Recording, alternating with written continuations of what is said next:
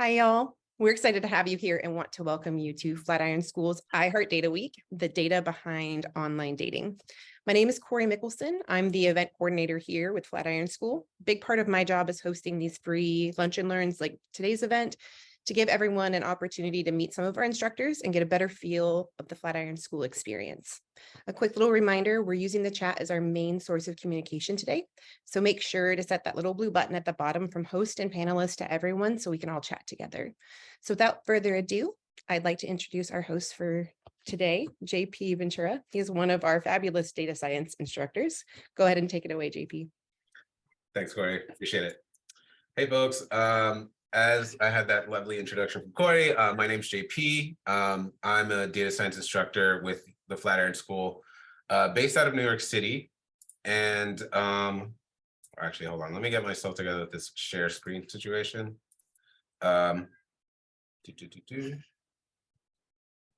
Okay. Hopefully, folks can see that. If anybody thinks the text is rather small, just drop it in the chat, and I'll increase the text, the font. But yes, so welcome. It is that we are. Well, first thing, happy Valentine's Day, or otherwise known as Singles Awareness Day.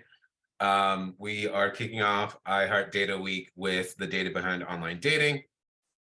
And let me briefly go over an agenda for the presentation. We've got an introduction, so I'll talk a little bit more about my background, the landscape of online dating, and matchmaking in the age of big data, recommendation systems. So there's so much to talk about and go over, both from the technology side of online dating, but also the sociological side. So really, I'm going to talk a little bit about some statistics about the landscape, but really it's sort of like the main points of today is to talk about recommendation systems, which are these machine learning frameworks to make recommendations to users of some particular app. Whoops. Oh goodness, my scroll wheel is insane. I'll start with a little introduction. Whoops. My name is JP Ventura. Like I said, I'm a data science instructor here at the Flatiron School. I have a background in physics and astronomy research and education. Really what that means is that I had an internship in college where I did some astronomy research, which was pretty cool. For a host of reasons, I left academia. Thought, grad school was interesting, but it's a complicated decision to make. Anyway, aside from that, I've also been a teacher, and I've taught and tutored high school students all the way up to the university level in stats, math, and I even taught a robotics course for little kids, which was really cool. So professionally, my data science interest is in product domain. What that means is, there's different sort of sectors. Awesome. I see some physics astro love in the chat. As far as my data science interest, this is in the product domain. So there's a lot of different sort of specializations within data science. It's a very big umbrella term. It includes data analytics, machine learning, to some extent, artificial intelligence via the machine learning. I mean, there's so many terms and things thrown around. But the product domain is basically how you use machine learning to create novel ways of improving products, of enhancing user experience between a product user, and this product is kind of like a vague term, but it basically just means like an online, a digital product, so like a website, an app, something of that sort. And the machine learning that goes into that, the statistics that goes into that, and even more broadly, kind of like this business sense about how you make products better. Some fun facts, just aside from the rest, my interests are in natural history, kind of like a earth science, earth history geek, really into electronic music, and thought-provoking conversations about tech, art, society, and pets. I'm the proud parent of a cat, a blue-tongued skink, which is a reptile, and I've got fish. But yeah, so let's get this started. All right, so I want to sort of begin by discussing a little bit about the online dating landscape. So we've got some common dating apps here, things like OkCupid, Tinder, Bumble, Match, Hinge, Scruff, so on and so forth. And no doubt you might have interacted with these, used these. If you sort of go into the sort of how do I say background of these things, certainly you might say, okay, like Tinder, Bumble, Scruff maybe are a little bit more of the more recent online dating apps. OkCupid and Match were kind of like the first, let's say the first players in the field. The field is relatively new in terms of like the kind of products that these things offer. It's about 20 years old. And in that 20 years, sort of the market cap, the sort of revenue that all of these companies have generated, at least last time I checked in 2021, was around 5.6 billion, which is healthy and it's growing. So there's obviously a demand for this kinds of things. We'll sort of get into the background of why it's so popular. Obviously, it affords it's a solution to dating or issues in dating. And we'll go through that a little bit. So, whoops, where's my scroller? Jeebus, okay. Got a physics astronomy question when this is over. Great, I'm happy to answer. And also, I intend this to be, very conversational. So if anything at all pops into your head in the meanwhile, just shout in the chat and I'll address the question. Don't be shy, feel free. Love to hear from folks. Okay. All right, now my arrows aren't working. Great. Whoa.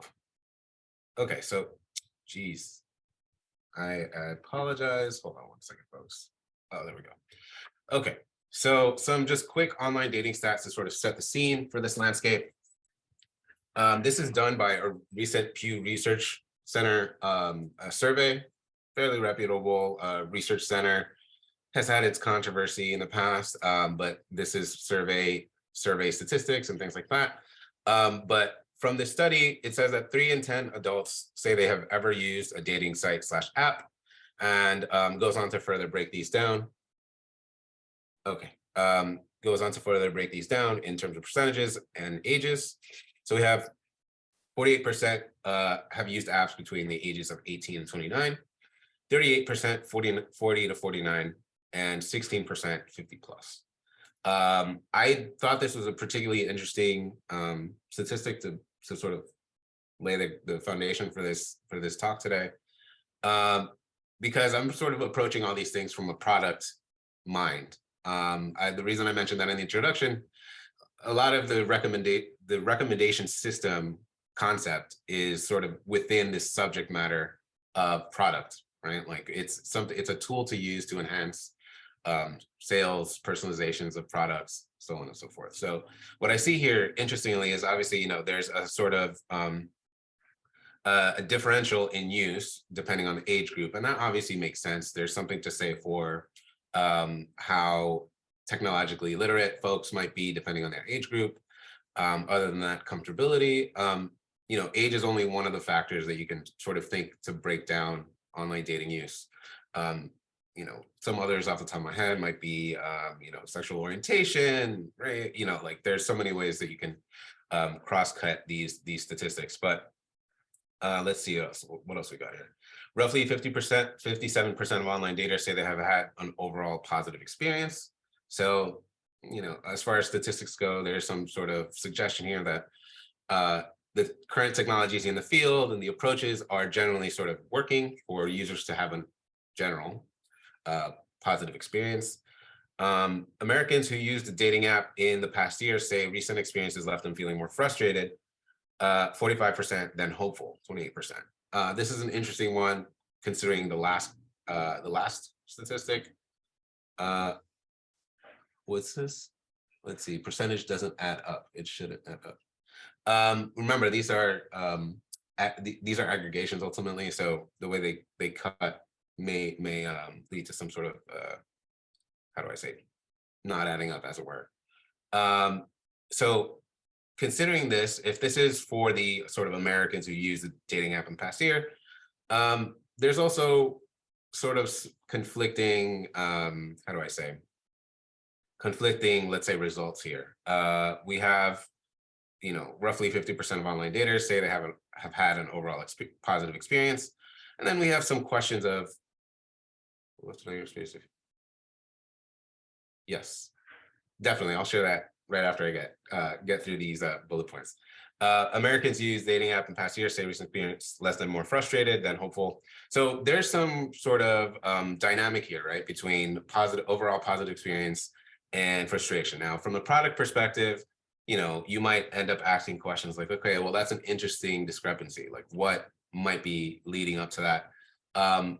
The first one that I can think of is perhaps personalization, at least from what the company side can do, like how personalized these things are. But also some of this is going to be, up to the user experience, and the user experience is governed by, what the technologists or what the company is doing, but also obviously to some extent sociological factors and how people, behave and things of the sort. And then another statistic, LGBT plus adults are roughly twice as likely as those who identify as straight to have ever used a dating app, 55 versus 28%. If you sort of dug into these conversations about dating apps and things of the sort, just dating apps, there's, that kind of makes sense, right? I mean, obviously, if there's a minoritized group with a particular stigma, there might be sort of, how do I say, like a higher use. There are reasons that you can sort of think of why this would be the case, and not just for LGBT adults, but I didn't grab it. There wasn't a particular statistic about like women, but in terms of like gender minority status, I think it would be sort of like a similar thing. There's some pros and cons to dating apps. They offer some measure of safety to people looking to date. Excuse me, I was just trying to check the chat. I'll admit I'm going to be a little bit, dancing around a little bit in terms of what the slides and the chat. Okay, would love to know your experience if any you've had a dating app as much as you're comfortable, and we'll let you make this presentation. Yes, so I've used dating apps. I have used Bumble. I've used Scruff. I've used what else? Tinder as well.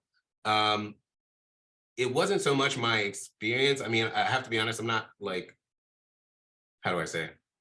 I don't use it as much as I guess other people in my age group use it. I don't know, it's just like a personal, I have experience with them. But what led me to make this presentation was, my interest in recommendation systems, number one. Two, it's I Heart Data Week. I thought that it was an interesting concept.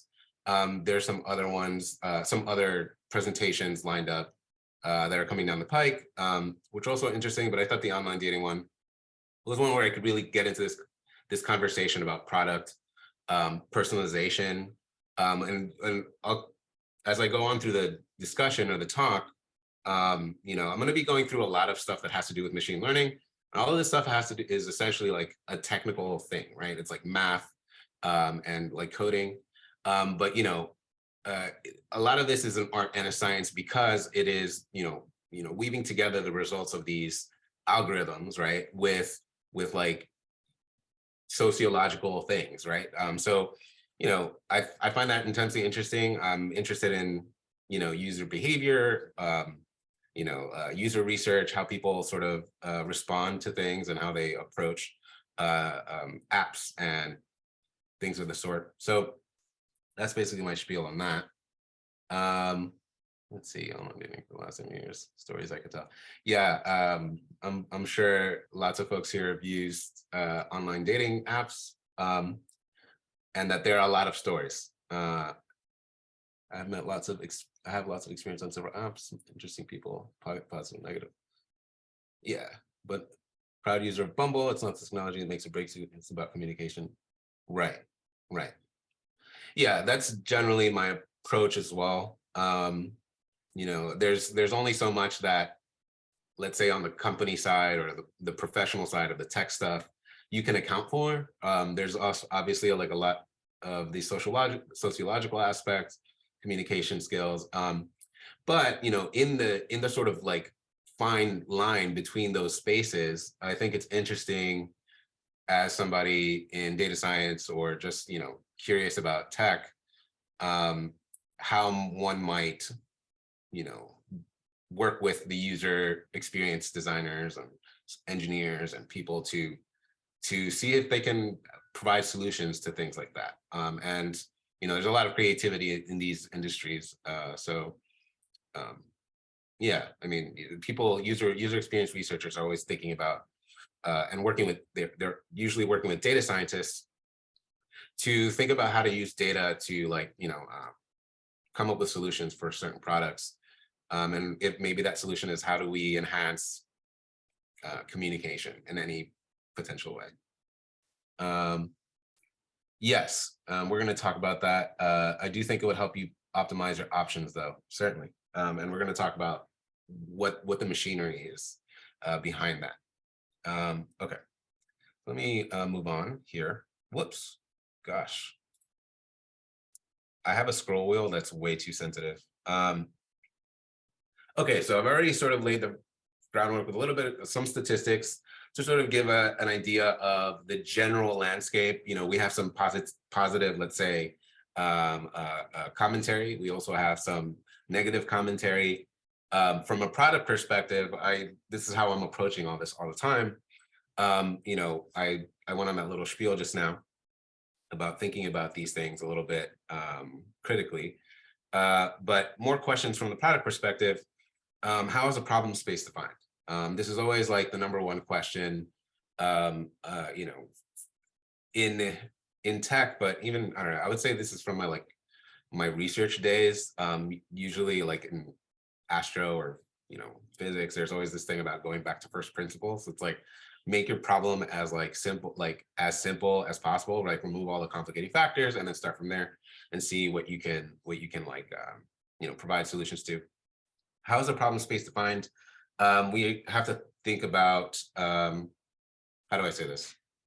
What are some conceivable problems in the space that can be solved? So there's questions of personalization, like how well do these matches how well are these matches actually made? There's also this question of, which is a really, really big question actually, is novelty versus like exact fit. And so, recommendation systems are useful in online dating as much as they are in let's say something like Spotify or like Amazon, or, it's things that it's a machine learning framework that recommends things. And so, there's this question of exposing the user to new things, i.e. that's what we call novelty, but also giving them sort of like a healthy dose of something that is let's say within their comfort zone, for lack of a better phrase. So this is where I get back to this art and science thing, because that's really what it is. Sure, all of this is mathematics and like coding and blah, blah, blah. But a lot of it is also kind of like, learning about the users, thinking about, how novel you want the responses to be. You want to expose them to new things, but you also don't want to kind of like give them a completely off match. So that's an interesting problem space from a product perspective. Let's see, are there trade-offs? Certainly, in this space, when somebody puts this whole framework together, they don't just release it into the wild and just leave it. How do I say that? They don't just let the machine learning algorithm do what it does. It's constantly getting tweaked. You have engineers as well as data scientists go in and constantly look at this, make sure that the machine learning algorithm is performing well. We'll talk a little bit about how we measure that performance. But every solution, every sort of tweak has its pros and cons. And so a lot of this kind of line of work is really just constant user research and dancing around what is working, how to give a recommendation that's novel, but also within this, acceptable how do I say, taste group for a user. So just some like, how do I say, like general questions to kind of get the brain juices flowing about the kind of work that's done in this space. Excuse me, let me see here. I'm a technologist and have many algorithmic and strategic recommendations for the apps I have experience, such as OkCupid. Yeah, awesome. Does knowing the science behind the data and how the apps function change the way you use them? Great question. That's a fantastic question. Not really. It's kind of, this may just be me personally, but when it comes to this particular respect, I'm kind of like, there's like data science JP, and then there's like, I'm just on the app. Yeah, I think about it, but it's not like it's not central to when I log on. I'm just thinking like, okay, this is interesting. Another thing about this is that I'm going to talk about the framework today, about like what these recommendation systems are, like machine learning wise, but also it's not like we have exact reporting on what the models are, how the models are, like, how do I say, set up at each particular company. We have a general like working knowledge of how these things work, but let's say Bumble versus OkCupid may be doing different things to the model, tweaking it differently in order to advance a particular like goal. Let's see. If you are working on machine learning, would you also call it AI, or would you necessarily predispose you advantage in learning? Let me read that again. If you are working on machine learning, would you also call that AI, or would it necessarily predispose you to have an advantage in learning AI? Good question. Machine learning, formally, in terms of like, the formal definition of machine learning is AI. AI is like it's an overarching like concept. It's an umbrella, right? AI is a very general thing. Machine learning is one, how do I say, subject under AI, but there's so much more to AI than machine learning.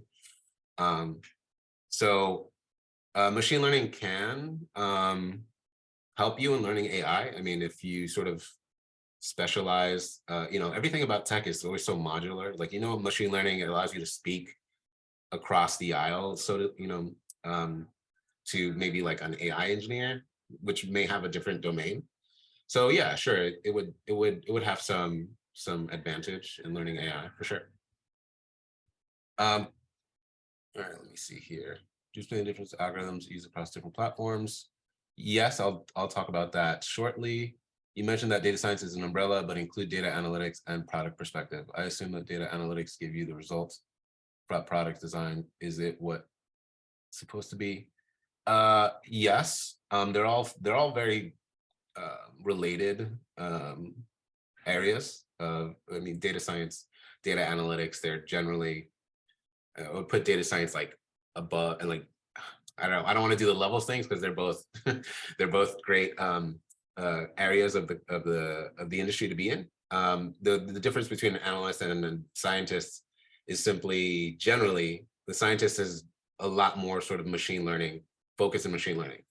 Not to say that analysts don't do machine learning, they certainly do, but it's almost more of the data scientist meat and potatoes. A subset, I wonder if anyone has done a Venn diagram. Neural networks. Neural networks is machine learning, but it is therefore also AI. So yeah, we definitely sort of cover that here at Flatiron, like neural nets and things of that nature. Let me, how marketing strategy, integrating learning and delivery, how's that relation? I will address that following a couple other slides just to move along. We're already at the, yeah, okay. I like these questions. These are a little bit more about the programs at Flatiron, I think. I'm happy to answer those questions after. You can pause and hold those until the end. For sure. Okay. Let me, whoops, goodness. Okay. So here we go. I'm going to start talking about a little bit more in depth these recommender systems. Recommender you hear it called a bunch of different things. They're called recommender systems, recommendation systems, recommendation engines, all the same thing. But this is the whole thing about, matchmaking in the digital age. It's an art and a science. And matchmaking, yes, we're talking about online dating today, but it is kind of like a general abstract concept. It's matchmaking between a user and products, products and products. We'll talk a little bit more about those breakdowns that I just mentioned.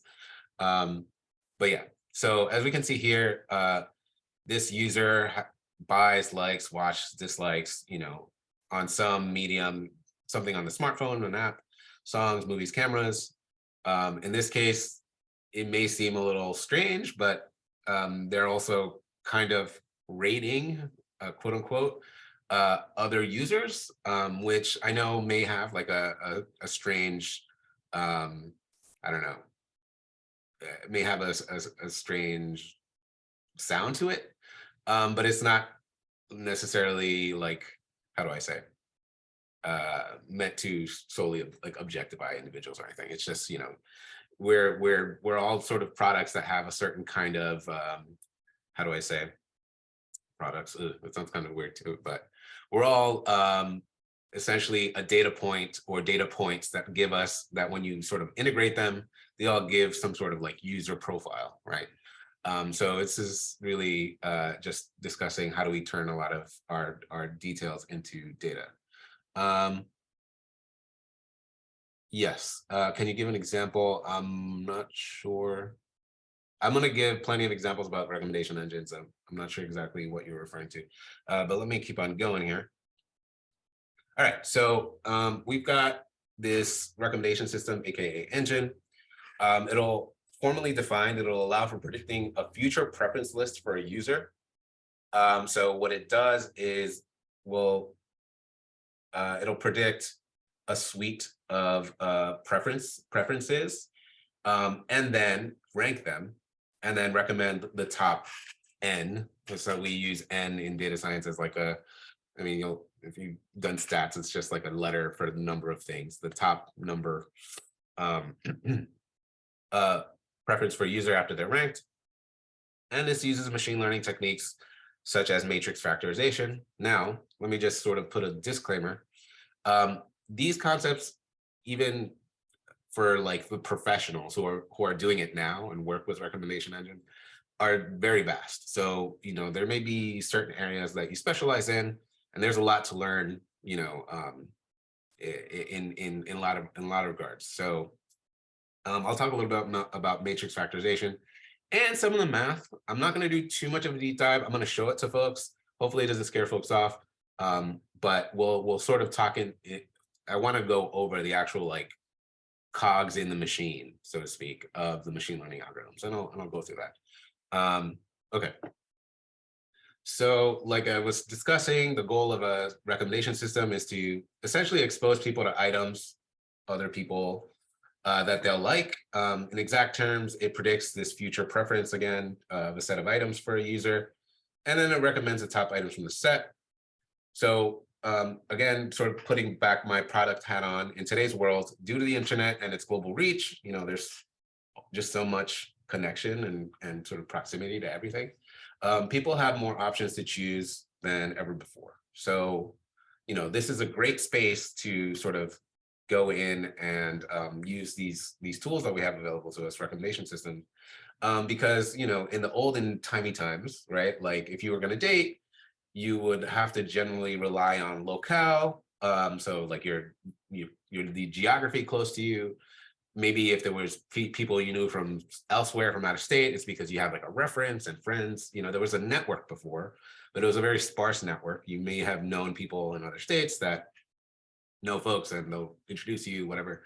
But the internet helps sort of close or sort of fill in a lot of that sparsity. So it has it's a solution. It's an actionable solution in this space. Another thing I want to sort of go into, like just building the mental map of these things. I'm going to use a lot of analogs that are examples that also aren't necessarily talking about it in the online dating sense, but I'll use like Spotify, for example, in terms of how users interact with products. So imagine you buy like an album from a music store, a traditional music store, where the options are always limited and they mainly depend on the size and the type of the store. So again, olden timey times, there were record stores. I don't know if anybody remembers HMV and like Tower Records. I don't know, those are the ones that I know about. But they were limited by their stock and lots of things, inventory, so on and so forth. So again, discussing from the product perspective, this being a solution to a problem space. The problem space, one of them being that there's a physical limitation to how many songs, albums, artists can be offered. Mention this in the online dating sense. There's a physical limitation to like a social group network. Products like these online dating apps or like Spotify, however, have much higher ceilings in terms of their storage, this kind of stuff, and also their reach. So really that's what these products are capitalizing on. Inventory and almost kind of like reach to a certain extent. Anyway, this is a little bit kind of like heady, sort of conceptual stuff, but it's good to talk about these things in these terms because it's not all math. All right. So let me continue here. Before again diving into the machine learning stuff, recommendation systems often here when we teach about when we're teaching about this section, when we're teaching this in this subject here at Flatiron, we do it in a sort of like very broad way. There's many different kinds of like, let's say, flavors of recommendation systems. I would say generally only a couple are like the most popular, but the big thing with this is this conceptual understanding of the long tail. So I wanted to bring this up just so, maybe you can do a Google search and learn a little bit more about the conceptual background of these things. So the idea with this long tail, we have this graph here that shows products on the horizontal axis and popularity on the vertical axis.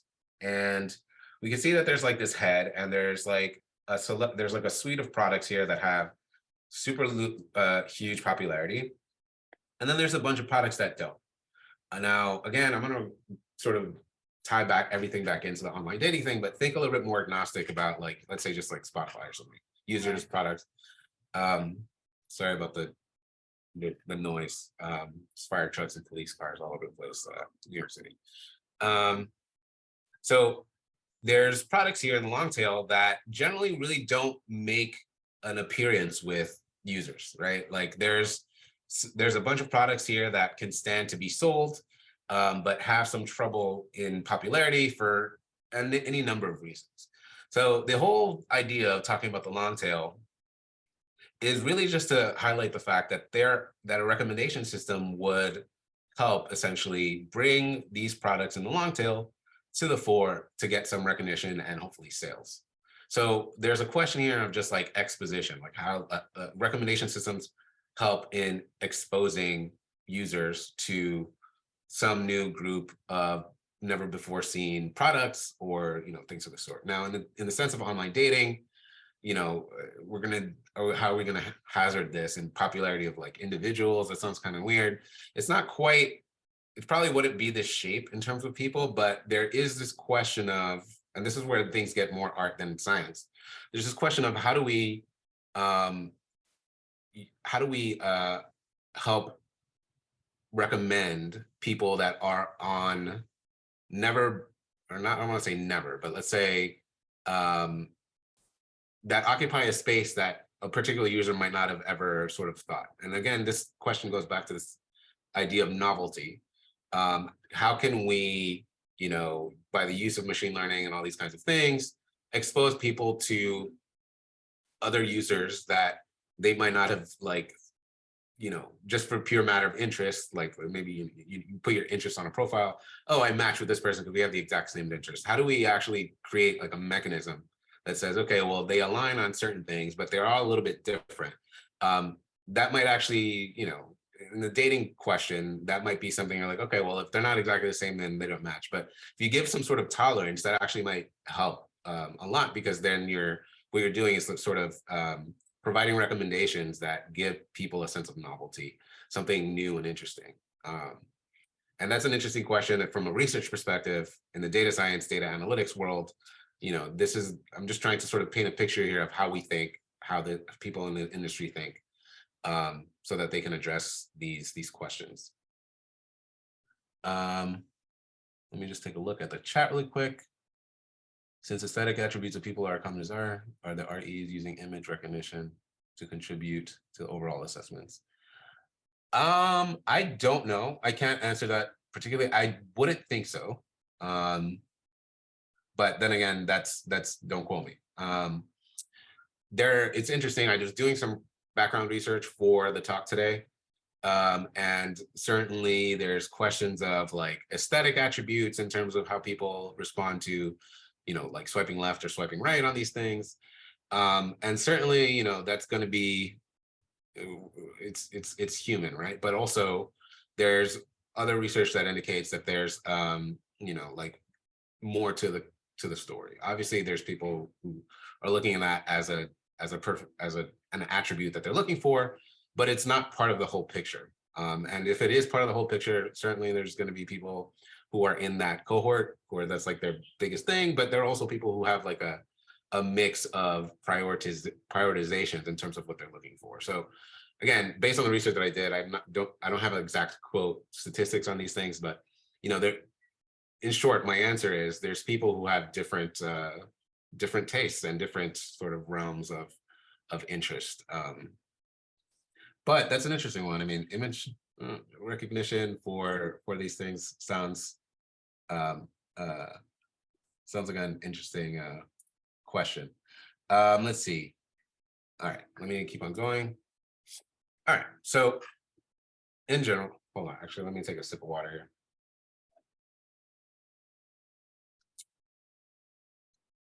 Okay, so recommendation systems have generally two approaches. They have this content filtering approach and also this collaborative filtering approach. The content filtering is kind of like item to item. This is kind of another way to describe these things. The content filtering is if you imagine like Amazon. Amazon's a good example of this. They will, if you buy something on Amazon, let's say like, I don't know, a broom, right? You buy a broom on Amazon and then you log in again because you're going to go continue to shop because Amazon. And then you get like a recommendation of other brooms, like maybe mops or like, refill for like broom heads, some things like that. That would be content filtering. So when you actually go in and like make a selection, that's recorded in the system. And then a bunch of kind of like meta information that exists on that item is like matched to a bunch of other items. So items, this is a very like simple way to put it, but try to think of like hashtags. So for a broom, you'd have, I don't know, sweeping hashtags, cleaning, I don't know, any sort of like associated words. Lots of items tend to have some sort of tagging system like this. And so what'll happen is that these recommendation systems will say, okay, well, this one item has this sort of this group of associations. How much does that group of associations correlate potentially? I mean, there's many different similarity metrics. I'm going to talk about that. But how does that correlate with like an association or group of other tags? And when you calculate all those correlations, which is like a number for those, I mean, we'll get into a little bit of the math. But if it's not familiar to you, a correlation is essentially like it's a metric for similarity. It describes how two things are similar, but in essence, to some other effect, how they change together, whatever. This is getting into the math, whatever. But it'll attach those two together and it'll recommend you the thing that has like the highest correlation to this item in terms of its tags. So that's content filtering. That's not quite what we're talking about here. So I'm going to put that to the side. What we care about in terms of the online dating situation is this collaborative filtering. So this is something that in effect logs or tracks previous behavior. And so that behavior can be codified so that then you can generate some sort of similarity metric or calculation of similarity with another user's behavior. Okay, and in that way, you can imagine similarly to the kind of the background of the content, what you're doing is you're saying, okay, well, this behavior is similar to this. Maybe that might be a good criteria to match people on. Okay, so that's a very high level overview of these things. Things can get considerably more complicated, but that's in effect what this is. And I have the input data is discrete classifier. Yes, the recommendation algorithms are essentially they can be classifiers. For those, just to talk about that for a brief second, the classifier, there's a class of machine learning models. And within that class, how do I say this? There's two very sort of big camps of machine learning models. One is a model that predicts numbers, and the other one is a model that predicts labels or a category. And a classifier is the kind that would predict a category. In this case, if it's predicting a category, we're going to say that, like, let's say rating, somebody's rating, whatever that means and how it's defined is a classification thing. And that's kind of what these things are getting at, but I'll talk about that a little bit more. Really quickly, there's also another concept here. There's unpersonalized versus personalized. Just to give you guys the broad picture of these systems. Unpersonalized is, these are recommendation systems which arguably are less sophisticated, although I say that with some care because, I'm sure these things could also get complicated. Unpersonalized means that they're just looking at what's most popular. So if we look back at the the tail thing, whoops, this is only looking at this kind of situation where it's only wanting to recommend things that are already popular. So of course, we have things like the New York Times, which will give you kind of like a recommendation on its front page, its landing page of the most popular things at the moment. So it'll do that by, there's so many different ways behind these things. There's a lot to learn about all this, but in effect, there's some sort of metric like, I don't know, views, or, if a particular story has like a tweet, how many likes that thing got, I don't know, there's so many ways you can cut this up.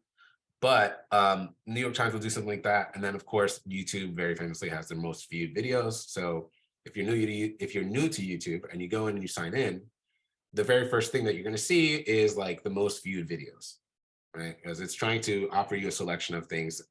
It's kind of personalized, but in the most average sense. So it's trying to get a start at recommending you things. Usually the first layer of these recommendations is kind of like a popularity one rather than like a personalization, if that makes sense. But that's just to describe that. And then there's personalized, which is the thing that we care about today.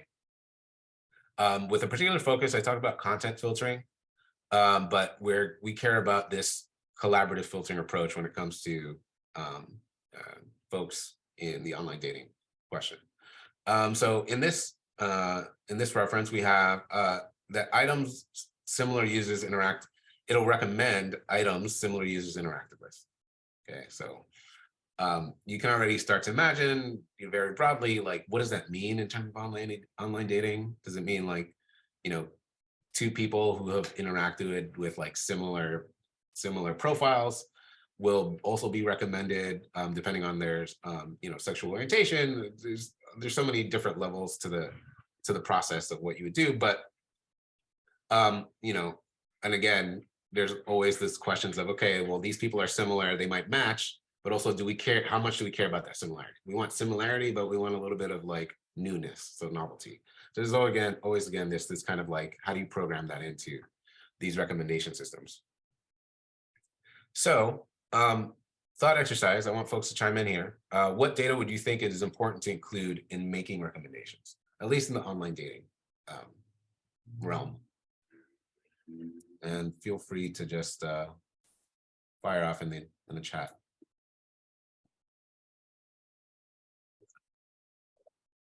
Aesthetics, location, definitely. I mean, location is probably going to be, in my mind, number one.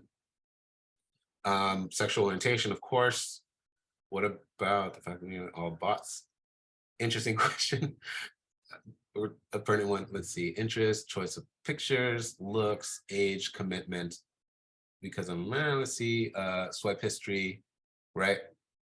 Preferences, right? So all of these things, of course, are like these. I like this question because essentially it's kind of like, if you're a data professional, this is the very first principal question you would ask. Like, okay, well, what do we want to track? So you go to your engineers or people who like, build the website and the app. Okay, what do we want to make a part of the form so that, when you first sign up, like you put this information in, dorkiness, I think that's a great one. Height, because okay. It gets you to think about how you would look at these things. Now, location was my first one just because, right, like what you're, I would imagine the geography is going to be like a a big one, right? Like you want to, part of this whole deal is to recommend things that are, let's say, like available, but you wouldn't have known. To bridge this gap between like the availability, or you have a more sort of upfront view of potential matches, let's say. So it would obviously make sense for those matches to generally be within some radius of distance. So location was like my first one. I was thinking about that. Very good. Yeah, great. I mean, there's some funny responses, but Eric brought up, isn't the meme that people lie in dating profiles and then lie about height, women lie about age? Really interesting question, right? Like if you were actually like somebody working, and if you're a person working in the industry, right? Like that's a problem, right? Like how do you solve that problem? That might involve some sort of creative approach. And this is the kind of thing that, even though in and of itself is not a positive thing, it's the kind of thing that when you work in data, it's always like, okay, well, how do we tackle this problem? Like how do we turn this into data in a way that we can use to provide some sort of solution? Yeah, and BJ also mentioned issues with geography, and this is why lots of folks, there's this field requires skills that we teach here at Flatiron School, but there's also lots of things to do, right? Like so, there's lots of potential or lots of placement in these kinds of roles. Let's see. All right, let me keep on going here. We're almost at the end. I don't know if I'm leaving a lot of time for questions, but anyway, the simple idea is this. I can go into the math. It ultimately gets into some sort of like algebra, but to keep it really simple, the recommendations system uses this thing called a utility matrix.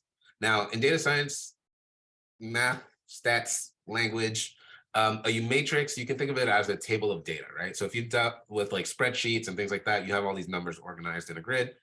That's essentially a matrix. Now, obviously those things are programs, but a matrix is really just this math concept that defines a table or a system of numbers that have particular mathematical properties.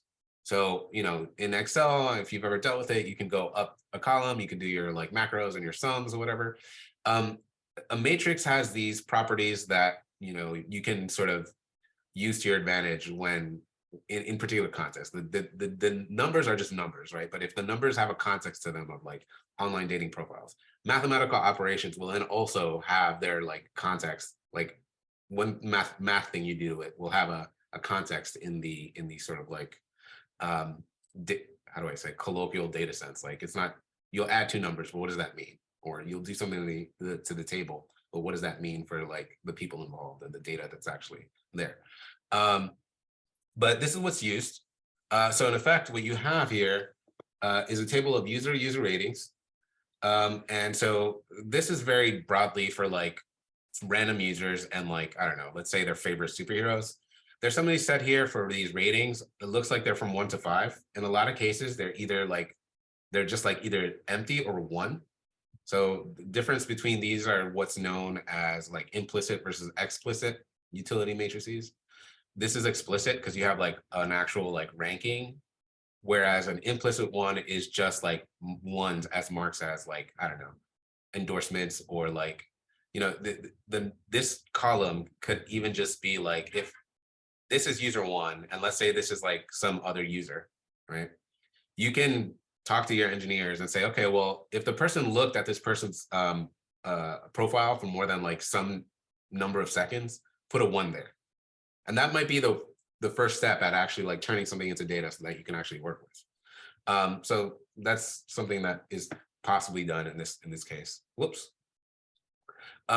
When you have these rows of numbers, so a user's interaction with all these other users, what you effectively have is like, this is going to be kind of strange to explain, but Jesus, sorry, goodness. This is going all over the place. Sorry, folks. If this goes a little over, it's totally fine. Anybody that does have to leave, we will send out a recording of the event and we can stay around and answer some questions if you're still available. Thank you, Corey. I'm almost done. I'm just gonna go through these things really quickly. This is data in the two-dimensional sense. Okay, so I know this is gonna be a little bit maybe too, I don't want to assume anything, but if you've never seen this kind of stuff before, I'll walk through it a little bit. Now, imagine you're looking, goodness, the scroll wheel is the bane. Okay, you have, imagine 2 data points, right? So you have like 2 axes here. You have like users on one, and then like other users on the other axis, right? Let's imagine you only have 2 users. So you have a value of 1 and a value of 5. Now, that's 2-dimensional data. Dimensions is like the number of rows or users you would have. So you can imagine in the real world, in online dating, you might have like an incredibly huge matrix. Like this is big data, right? Like we have a row with millions of columns almost, right? That would be like the real world perspective. But anyway, in the two-dimensional sense, which is very similar, just to show folks how similarities are computed, you have 2 numbers that correspond to 1 user and they're plotted. You go, one number goes on the horizontal axis, so you go over that many times, and the other number corresponds to the vertical axis, so you go up that many times, and you have a point. Now, you can do the same thing for another user, right? And then when you have that other data point, you can actually measure the angle between those. Let's say, excuse me. Want to go for a walk? It's my Google shouting off.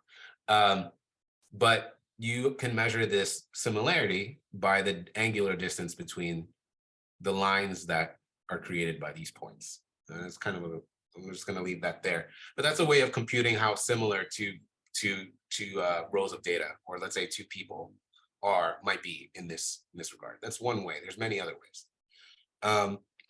Excuse me. Goodness, sorry. All right, so now, okay. So let's see here. Math is insignificant. The intent is what makes ML work. Yeah, right. I've used scatter plots for correlating.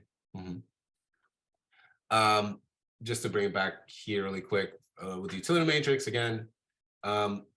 We want to solve this problem of our original matrix, let's say, having millions of dimensions. So you can imagine for 1 user, there's a bunch of other user columns, right, that go on in like this direction in the millions, right?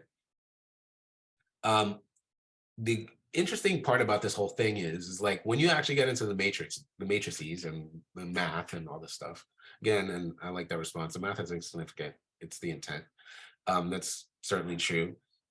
What you can do with the math, with the like magic of math, is decompose this matrix into like a more synthesized matrix. And to be kind of hand wavy at this point, I mean, it would involve me going a lot, like much more into the math. What you can do is essentially kind of like extract a representative, how do I say, like a representative theme outside of this, let's say like 1 matrix that gives like the taste. Imagine there's some sort of way of synthesizing a number out of this 1 row of data, so for this 1 user, that gives a more sort of like average sense of what they're into. There's ways of doing that, and there's math behind it. Because we're cutting up close here at the end, I'm not going to go into it too deep, but this is the kind of stuff that you would learn in this. So you can decompose these matrices into kind of like these representative smaller tables that give every user kind of like taste, so to speak. It's like a more representative, smaller table that has more significant information in it. This is with the whole idea behind matrix factorization. Factors means it's like you take a table and then you kind of like pull out or you divide out a certain number or something, and you get like a smaller table that has more like, let's say, representative information in it. There's these things in this whole business called latent or hidden features. This is what it's referring to. You might have like your ratings for a bunch of other users that you've interacted with, but what the matrix factorization is doing for you as that one user is sort of saying, okay, well, out of all the ones that weren't like hits and the ones that were, out of the ones that were, like, what are the actual like reasons that they were hits? It can extract certain details like that out of that. But this is the whole idea with the utility matrix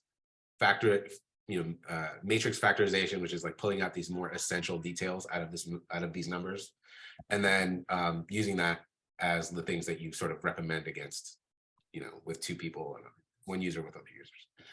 That's kind of like a very broad overview. I'm gonna go through this slide exercise and then sort of wrap up. I know that I'm going over here, and folks, I'm sure folks have questions. How would you evaluate the performance of these recommendations? This is like a very central question in all of this, right? Like, you want to make sure that the thing that you built or the machine learning algorithm that you've sort of put together is working. So how would you imagine evaluating that, measuring it?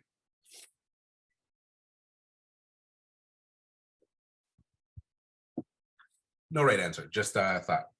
Does it ever take into account how long you linger or hover a profile? I'm not sure for sure. This is in response to Neha. But it likely does. I mean, you have to, with these kinds of things, there's so much data, right? Like, you can ask an engineer to like, okay, yeah, record how long how you spend on any profile. That's information that can be used in these kinds of tools. So when I said that because I would think that's like a probable thing that they would do. I don't know for certain, but it seems natural to me. Swiper clicking recommendation, success rate with matchmaking, using techniques like A/B testing. Interesting responses. Success rate with matchmaking. This is essentially the question. How do you gauge the success? Now, there are actual like mathematical numbers that you can crunch for like the predictions that are made, or the sort of like recommendations, to like gauge the accuracy or how good they are, but they're generally not the best things. Like, this is where recommendation systems are like an art and a science. There's a lot of math here, but it also involves a kind of like human intuition, which I think is interesting. It's kind of what I like about all of this. There's usually this thing called hit rate. So like, how often the top recommended things are actually like acted upon, clicked on, looked at. That's usually like a pretty standard one, even with things like Netflix and Spotify. Let's say hit rate is one. What's very happy to be on the citizen island? Yeah, you got it, brother. Ben, sorry. And then recommendations based on unmatching activity. Yeah, interesting. I mean, certainly, that's a question that I didn't. That's something I didn't really touch upon, but as we say in the business, what gets measured gets managed. So even things that are unmatched, if that's like something that comes from the app, you can use that somehow, right? Like, it can be useful information. We don't know off the top of our head if it's going to be useful, but there's a bunch of analyses that you can do and go in and look at the data and do things to see if it would in fact be like a significant thing or a useful thing. Okay, so I will start with the questions now. I know there was a lot that I sort of went over, but I can go into a little bit more detail now if people care, or just talk about the program or whatever it is. I'm open to any kind of questions. Fire off if you will.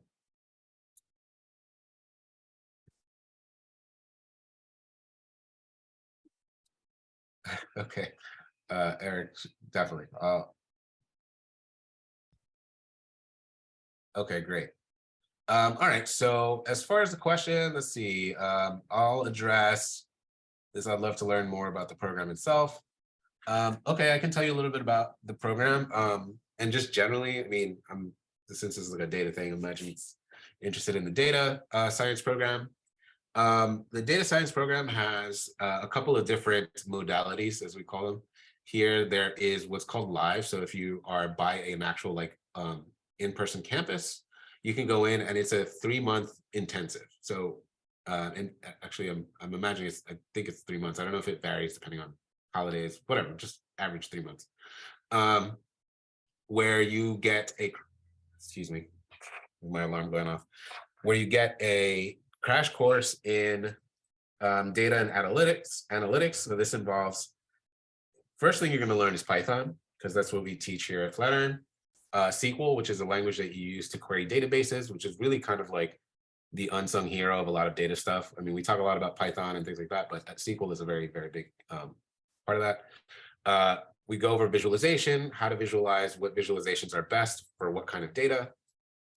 And then, of course, we have like a full battery of machine learning. So we go over neural networks, we go over recommendation systems, natural language processing, which is like how you use text data, online data, to extract insight. What else do we do? And linear regression, which is really kind of like the first one. Most folks probably have some experience with linear regression. It's very common, and if you've used Excel before, you've probably done one. Does the Python prep work give you enough to have a reasonable success rate in the data science program? As far as the, how do I put this? The prep work, reasonable success. Yeah, I mean, you have to, the Python module is, I don't remember off the top of my head, but it's some amount of time, right? The idea is you learn the fundamentals and you go through the course just constantly learning, and you're always using it. So, just if this is the sort of theory of mind behind the question, you learn Python in the beginning, you have these evaluations and these tests, and we, if you're having trouble with these things, we have how do I say, processes in place to get you up to speed, but you'll continue to learn these things and also use them heavily in your projects. So we're very project-based in terms of our teaching. Any remote option for data science program? Yes. There's also drop a link for our admission session, which goes over the entire program, and I'm dropping a link in here to schedule a meeting with anybody from our admissions team, and they can go over the full process as far as like our pre-work is concerned, how long the programs are, the different options that we have, especially if you're looking for anything like scholarships or like veteran benefits. They will have all of the information and more than probably, I mean, I know that JP, you have a lot of info since you did attend the program, but there's so many options. So either of those links should be able to help you. One is just like a YouTube link for an info session we held a couple months ago, but they spent about 15 minutes covering everything data science and all of the options that we have there. Mm-hmm. Yeah, thanks. And to respond to that, yes, there is a remote option. So, there's a remote learning, like where it's a structured every day of the week for some amount of time. And then there's also kind of like a flexible option, which is a little bit more structured depending on, what kind of modality you need. How flexible are you with start date? I'm working now. Fairly flexible. I can't comment exactly, but the cohorts are always ongoing. I believe that all of the upcoming start dates are listed on our website under the data science field. Oh yeah, I pity the fool. Any other questions as far as the material or the program? I guess I can take the Astro question if that's all right, Corey. I don't know. Oh yeah, go ahead. I'm going to drop the link in for the data science page for anybody that wants to look into the program. That page should give you all the information is regarding start dates. Awesome. I think Eric you had a question about astronomy. I don't remember who it was exactly. Sorry. So many things.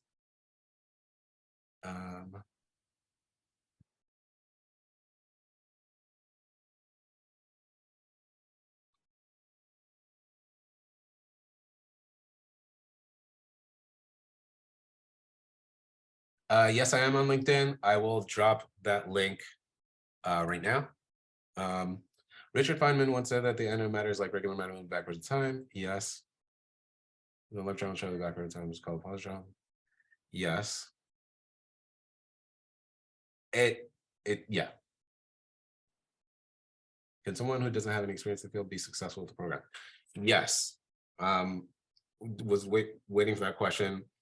I want to speak to the data question. I know as an educator, I've been a teacher for a long time. I think, these sort of quantitative math things tend to be a little bit, how do I say, like, I don't want to say off-putting, that's not the right word, but there are narratives that for whatever, any number of reasons, data science, the data science program at Flatiron you learn a lot. You will learn all of the fundamental principles of the coding, machine learning. You can go on and do any number of roles with that teaching, with those skills. Lots of our students get into analytics roles, any number of analytics. There's like data analytics, but there's also business analysts. These skills are transferable. A lot of roles have different names, but they involve a lot of the same skills. The machine learning aspect, it's very possible. I mean, more and more now we're seeing the culture in the industry change as far as not having like an academic background and not having a 4-year degree, which is heartening. But things are still changing, so that can vary depending on the company that you're at or that you're interested in. But the answer is yes. We will provide all the instruction for what intro to statistics. We have a module in statistics where we go over things. The whole thing about this is turning out projects that you can show employers, that show them that you are capable of doing these things. And you have to also recognize if you're transitioning into another industry and it's your how do I say, you're an entry level. There's enough to be said about having a solid foundation of the skills, but also having room to grow. And a lot of companies understand that. So if you're, sort of like getting into the industry, a lot of folks understand, when it comes to data, when it comes to software, any of these tech things, it's a lifelong learning pursuit. And so people don't expect necessarily that you are going to be a subject matter expert in 3 months, but they want to see that you are capable of, the thought process and the basic coding and the basic math. Yes, you do your own capstone projects. There are several projects that we have you do of different levels of complexity. So you have a full sort of gamut to show your employers of what you're capable of. For someone who knows advanced math and wants to find a balance between superficial knowledge versus deep math, and the balance while learning about NN. That's a good question. Let's see. Okay, so if you have an advanced math background, you could get into data science in any number of ways. Let's see, balance between superficial knowledge and deep math. You might how to find the balance between while learning about NN. Yeah, I think that'd be the place. Honestly, when it comes to this sort of more in-depth math, you're going to see it with neural networks and recommendation engines. Again, it's not, depending on your role at a company, you may need to know the background in order to just like employ them algorithms. But if you're not like an AI researcher, oftentimes you won't be interacting, like you won't be publishing papers. There's certainly data scientists who publish papers in journals. But there's data scientists of very different levels and scopes in companies. It can vary. So what that means is there's room for advanced math folks, and then like folks who you just got into data science and are looking to become data professionals. Yeah. Anybody else has any other questions? I don't know that the Asher you asked me. I got this idea. Should we see antimatter?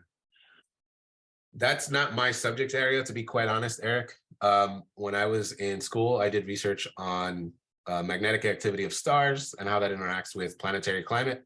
I'm a very climate person, like space weather and aliens on other planets, not to sound a little crazy. Let's see, do data scientists freelance? Yes. Yes, they do. Another great thing about the data profession, and not even just data scientists, but analysts as well, also freelance. So, you can be a part of an organization, have a salary. I mean, same with freelancing, but, it's a little bit more of, I would say like an entrepreneurial approach. Yeah, I suppose it is. But sunspots, effects on climate, yeah, that kind of stuff. Yeah, definitely. Oh yes, my LinkedIn. Sorry about that. Thanks for the reminder. Let me get that to folks right now.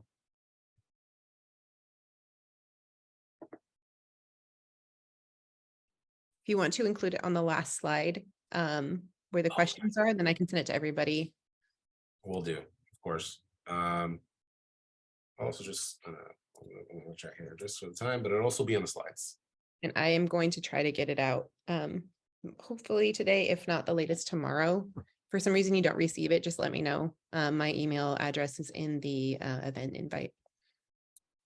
I will stop sharing for a second and just put this into the slide. Anyway, I hope that folks got a little bit of an intro to this. Excuse me. It's a very big, broad field. There's a lot to learn about. There's a lot to be curious about. And hopefully you learned a couple of words. You can go do a Google search, or I don't know, just think about things in a little bit more of a technological way, even though they're still very much sociological. But I don't know. I always find these areas so interesting. It's like math and tech meeting human beings. It's always so fascinating to me. Marcus, that's a great question to ask the admissions team. Anybody that you've been working with, if you've already applied, I would just reach out to whoever you're working with and they can kind of guide you within that.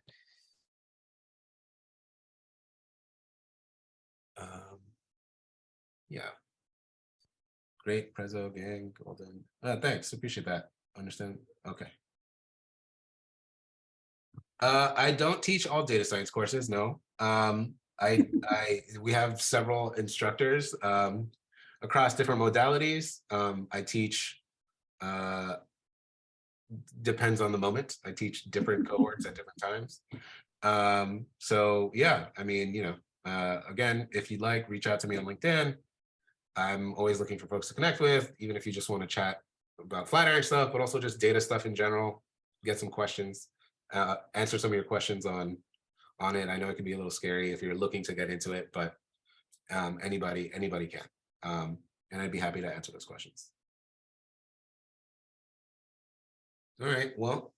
Thank you for everybody that joined us. Thank you, JP, for an amazing presentation. Thanks for all the great questions, everybody, for participating. That always makes everything a lot better when people are interested in what we're talking about. We do have 2 more data science events this week for our iHeart Data Week. You can find those in the link that I posted a little bit earlier. You can also find them on our website if you want to attend. It's going to be the same time, 1 to 2 p.m. Eastern, Wednesday and Thursday this week. Thank you all and have an amazing evening. Bye. Take care, everyone.